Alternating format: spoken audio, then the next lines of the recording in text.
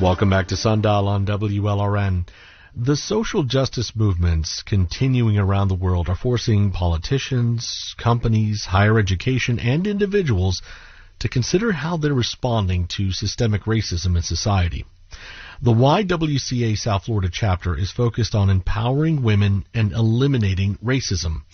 They set up a 21-day race equity challenge this summer. They're asking organizations to engage in dialogue and self-reflection.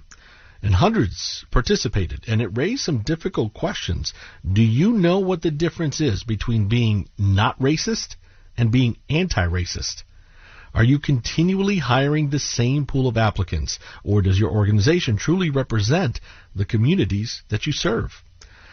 YWCA CEO Kerry-Ann Royes joins us now to explain the challenge and what their organization is doing around the census and, of course, the primaries that are coming up next week. Kerry, welcome so much to the program. Good afternoon, Louis. Thank you for having me. Great to have you, and this is a fascinating challenge. We're going to get to what the results were. What did you learn? But how did the social justice movements around Black Lives Matter connect with this 21-day racial equity challenge? Well, you know, it's interesting. I think in the last few months we've seen that many of the issues that existed really were always there. But between the pandemic and the social justice movements that have been happening, it's like it turned on a light. It turned on a light that finally illuminated something that was sitting there. And for the first time in a long time, people of color like myself just didn't feel alone. And in such, there was just a flood of information, a flood of statements, a flood of people who wanted to do something, be involved, take the next step. And many people were lost in how to do that. There was misinformation, too much information, people with various experiences, especially here in South Florida, lived experiences in and around race that needed some common ground. And that's what the 21-day Racial Equity Challenge was built to do. It was built to create common ground. And for those who are unfamiliar with the YWCA, these ideas are fundamental to the organization's mission. Help us understand the founding principles of the South Florida chapter, because it's over 100 years old now, right? Yeah, we are in our centennial year. We're celebrating it as we speak. So YWCA has a bold mission. We've always been bold, and we put it in the logo: to eliminate racism, empower women, and promote peace, justice, freedom, and dignity for all. I tell people all the time, there are no pools and no gyms. We do social justice. That's what we do all day. So we have been rooted and grounded in this work. We've always amplified the voice of marginalized communities. We have always stood for doing the work of social justice through programs and services that address economic justice, health access, and education, and the intersectionality that plays with race and gender. So the 21-day challenge, again, is about getting companies and nonprofits and colleges to engage in these dialogues. But it's not just, let's talk about race. You got to go deeper than just let's talk about it. Oh, yeah. Oh, yeah. So we challenge, the 21-day challenge is based on this premise that it takes 21 days to create a new habit. And so we challenge folks to make space in their lives each day for 21 days, 5 days a week, where in your inbox you got 4 prompts that you were able to unpack common, high-quality information about the history of systemic racism and its impacts and how it shows up today. We went through voting rights, education, we went through the healthcare access, and everyone who signed up for the challenge together across South Florida and the nation, actually, because we had 25 states that participated that were represented in the challenge, were able to have dialogue, to be introspective, to talk about their experience within the workplace, to talk about how this impacted the work that they did, how it illuminated things they never knew, and just gave room for conversation, to learn about each other and to have a common knowledge base. So one of the big things, and I mentioned it earlier in the intro, is like understanding the difference between being not racist, and anti-racist. So help us understand what's the difference and how an organization would have that conversation. So that was one of the very first things that we wanted to discuss, right? You can imagine doing the work that we do. My phone was ringing off the hooks as well when we were talking, when peers and friends in the movement and felt very, very moved to act, wanted to know what to do next. And they all said, most of them, but I'm not a racist. I'm not a racist. And the truth is, they're not. The truth is most people are not racist, and how they define that. However, to be an anti-racist is a very different thing. To be an anti-racist is a deliberate action. It's a deliberate action of introspection and looking at what I like to refer to as, and everybody else refers to, frankly, as the data. Look at how your actions have affected the people that you want to affect, or those, or are they getting the outcomes that you thought? And then by looking at those things back into what systems have we built, or what are the things that I'm doing that's perpetuating these disproportionate outcomes? So being an anti-racist shows up in questioning, who are we hiring? How many managers are being promoted? What do they look like? What experience are they bringing? And then maybe what you did was very sound in its practice, but there's something that's built in that was creating a racist, systemically racist outcome. Look at a university as an example. I'm just trying to find some good examples. But say you look at a university or college, and you look at how many professors you hire who are white or black or brown, or maybe put people in positions of authority. And again, how many are black or brown? Is that what you're looking at? You're looking to see, well, let's see what because you said your hiring practices. Absolutely. Let's look at who's working for you, and well, look at the percentages. Are you asking people to look at that and then try to change those percentages? Is that exactly? It's to look at those things. So now you've gone through this process of learning, right, to understand how systemic racism unpacks, to dissociate yourself from this personal feeling of being called a racist, and to allow yourself to see it as a systems issue. You're asking people to look at that data. It could be, how many students are graduating. It could be who gets promoted, and say, is this proportionate or representative of the folks that live in this community, or the people that we're pledging to serve, or the students, our student population? Is it proportionate? And then dialing back from that information to unpack why and where that could be happening. And then the other thing is because you're asking people, what are your hiring practices? What do you tend to find? Is it, are they just going to certain places, or when they're looking at candidates, do they even notice if they're looking at more brown and black candidates? So, I think most employers have gotten a little bit more sophisticated around making sure that they have a decent pool. However, there are certain employers, and I can name many of us, who did a very common practice, which was referrals. If you have some great employees, you reward them for referring someone. They may even get a bonus. But what does a referral do?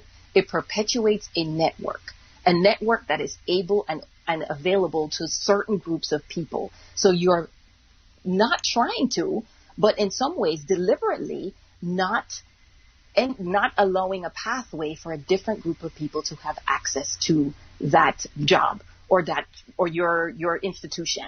So those practices that are institutionalized need to be looked at to say, what kind of outcomes are we driving? So I've had one partner who specifically looked at that and said, oh my gosh, because we're doing this network of referrals, we didn't recognize that we're perpetuating the candidates that we get. So now they've created new pathways with colleges and universities, black colleges and universities, even to create pathways for new students and new interns to enter into their field. So you got feedback from some of the leadership of these organizations, and I'm wondering, first of all, what did you hear? But how did you define success? How did you know this worked? Well, aside from the regular metrics, which we really loved, people saying, over 60% of the persons who participated saying, I now know how to become actively involved in being an anti-racist. I now know what steps to take in my community to make change. That was a huge metric for us. Learning about themselves, being able to start this conversation within their workplace. Those were also very high metrics, where over 60% of the respondents said that they felt more confident approaching that now in their spaces, in their families, in their households, with their friends, in their jobs. So that was a big metric. But success for us was really an accountability factor with the leadership of certain organizations. A double accountability. They're holding YWCA accountable to being there and helping them and leading them, and we're holding them accountable. We said to them, pause. You said your statement. Don't be overly reactive. We need you in this for the long haul. Systemic issues take systemic resources, and we needed them to do the challenge, learn with their staff, listen, and then create strategies and plans from what they have learned that they could do long term. It's not a one-trick pony.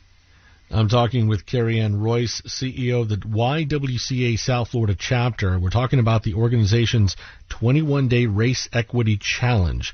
This is where thousands of people from companies and nonprofits and universities examine their internal policies around race and then, of course, engage in that dialogue on how to make the changes, like Broward College, Kaufman and Rawson, and many more. You can read more about the YWCA and their work in South Florida. Again, go to our social media at WLRN Sundial. Kerry-Ann, you're a Jamaican woman who emigrated to South Florida at a very young age, and yes. I'm wondering what life experiences did you have that shaped your views on these issues that led you on this path?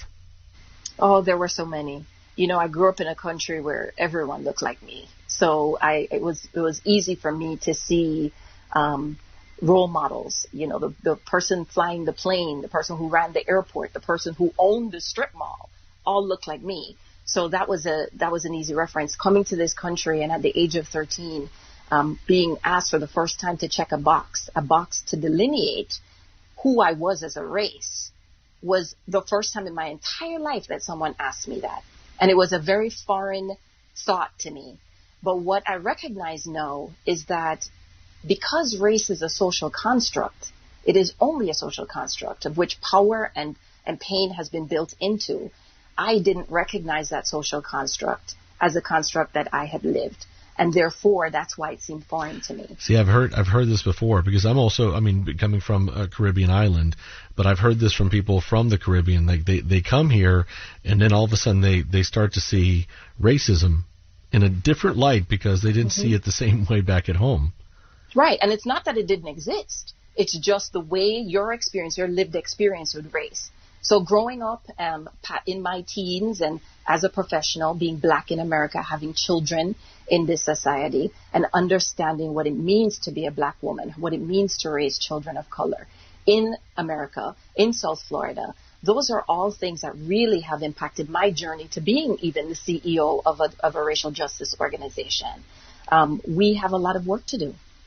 You know, this is a multicultural region, though, when you think about it. Yes. But racism still very pervasive in our politics, in our housing. How do you describe the racism that remains so pervasive in South Florida? Why? We're so multicultural. Ah, boy. But there are so many reasons, Louis, for that, and many of them could be, quote unquote, called well-intentioned. They're systemic. There are decisions that are made in some small office, in some small box, in some glass building that have disproportionate impacts and aren't dialed back enough. We aren't observant of how it's impacting people quickly enough to make that change. I mean, we could even look at the election that's coming up and what's happening with Amendment 4 and the fact that, again, we went to the polls as voters in Florida. We voted for something. And now it's stalled again because we could say there's a modern day poll tax that's being put in the path that could be pointed to as systemic racism as poll taxes were. Yeah. This is how racism is showing up. You bring up the primaries. This is, again, it's coming up next week. We were just talking about that a moment ago. Part of the 21-day challenge was focused on the history of voter suppression. Oh, yes. How do you see that suppression, again, beyond just this Amendment 4 issue manifesting itself right now in this community? The voter suppression continues to show up in so many new sophisticated ways, right? And I think I heard someone say the other day that Jim Crow went to college and now is showing up in a suit. It's just a different way of doing things when you're seeing voter ID laws and precinct closures and poll purges and penalties and fees. These are all different ways in which voter suppression is showing up in our modern day society. It has laws and rules and a lot of politics that kind of ties it up in a pretty bow, but it's all voter suppression. When poor people of color are having a harder time getting to the polls, deliberate actions that keep them from doing that is voter suppression. So how do you engage that community and, try to, again, to convince them how important that vote is when they're facing all those obstacles and they probably already have either a lack of confidence in or they really just don't trust the government? It's a whole trust issue, Louis. That's entirely what it is. And frankly, this government has given people and disenfranchised people lots of reasons to be distrustful. And I think at the end of the day, what we have found through the pandemic, through the 21-day challenge, through working with people, is that we're constantly trying to rebuild that trust, constantly trying to help them to understand that their personal knowledge and individual accountability is what's important, that their vote counts. But how? How do you do that? It's all personal. It's, again, they have no trust, and this could be generational. Oh, yes. So how do you... Okay. The approach has to be personal. It has to be individualized. That's why so many nonprofits have gone into this work, because it's the community-based organizations talking to individuals. Miss Brown, how's it going? I know I sent you that information on the survey. Have you filled it out? Making sure that people understand and see people like themselves who are showing them and telling them that this is important. And that broad-based individual approach is the only way at this point in time to show them how much their personal accountability is critical to our democracy. You talk about these communities too, and they've been hardest hit by the pandemic. So how do you reinforce that significance of civic participation? It's the voting. It's also the census. It's a census. How do you do that, when you have COVID now weighing down on them? I have to tell you, I think I have some families who are like, you guys are calling us again, because it's gotten to that point. It really has. Because as I said to you, COVID really upended everything in the way that we all did business, right? It upended the programs that we did and the way we registered and how we engaged people. And everyone, when you're working and living from your home, your lived experiences are so vastly different person to person, especially when you're in a multi-generational home, when you may not be in a home that speaks English and you're trying to support your child's education while trying to still work. You may not be able to stay home and work while the other parent is able to stay home and work. There is no one individual strategy that we can just say we're going to cast one magic spell, but everyone's going to do it. It has to be person by person and helping each person. Sometimes it's, when can you go? How do you get there? What help do you need? What time is best for you? And it's labor intensive and it's personal.